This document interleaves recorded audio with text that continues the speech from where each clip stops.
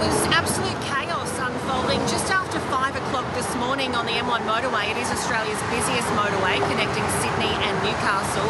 And what we've learned through the morning is that there was a truck taking its usual route that it does every morning that has somehow lost several tonnes of shards of steel over several kilometres of the motorway.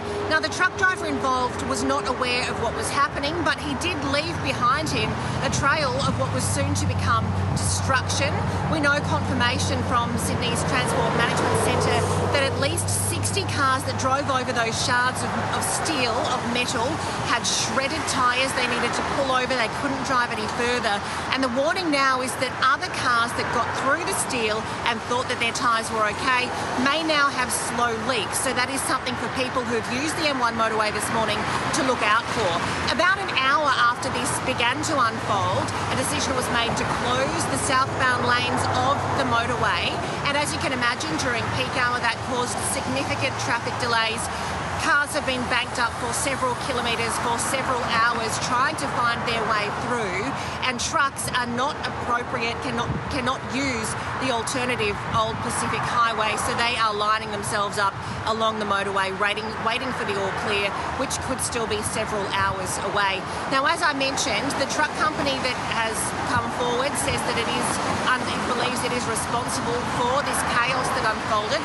Here's a little bit of what the spokesperson there had to say. It's little bits of steel, and we're talking tons, 40 tons of it in the back of our truck. It's called flock, so it's just like scrapped up metal and all that sort of stuff. So they scrap it all together, they sell it as steel, and we transport the material. And how is the clean-up effort going?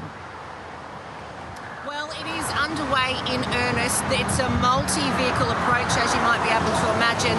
There are trucks and equipment of all sorts over a very big stretch of the motorway, trying to clean this steel as quickly as possible. What the authorities are saying is they are focusing on one southbound lane at the moment, the right-hand southbound lane of the motorway. They want to get that lane clear and ready to go, so at least trucks that are stranded right now can get through. But as for a time frame on when we will be able to see all traffic flowing through the M1 again, there's no time frame available at the moment.